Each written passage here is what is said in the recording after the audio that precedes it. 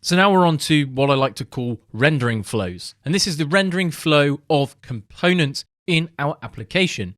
We have rendering, where Angular can render a particular component, and we have the flow of rendering components. Much like control flow in programming, where our program can execute things line by line, we can also have Angular interpret our component templating. So I like to kind of combine the two and think about it in terms of a rendering and the flow of rendering. So what we're going to do in this lesson is look at this idea of using an if and an else statement inside of our templates. So at the moment, we have this donut list component and we have these donut cards. So firstly, what would happen if we did something like this and just deleted the contents of our data structure? We then see 3 empty component definitions. If we jump into the console, we then have a bunch of errors, cannot read properties promo. We could go into our component template. This is exactly what I mean by control flow. We have this first line of code that's trying to be read from Angular.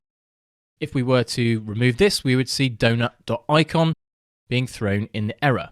Cannot read property undefined.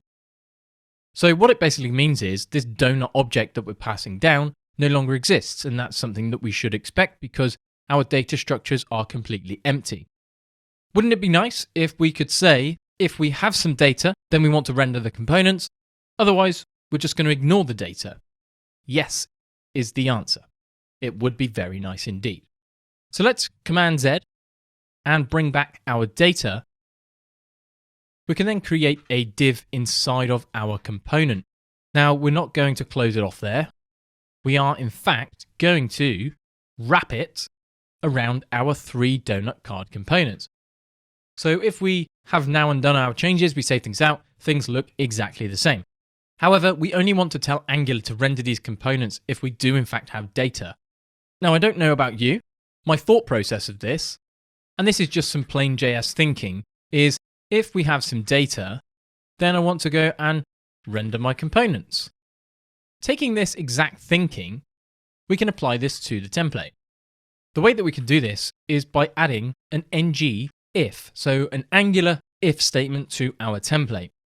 Ng if is a directive, which means that we can use the square bracket syntax. However, it is also a more special syntax because it provides behavior. So what we in fact want to say is we want to declare part of a template. So we use this asterisk. So at the beginning of ng if, we say asterisk ng if. We need to keep building this, and I'll show you why we use this ng if syntax. What I want you to remember is if you see this asterisk, what is inside is then being treated as a template. So asterisk equals template. So what we want to do is provide ng if an expression. If we have our donuts array, then I want to go and render the data. So we can then hit save. We can see no changes in the DOM.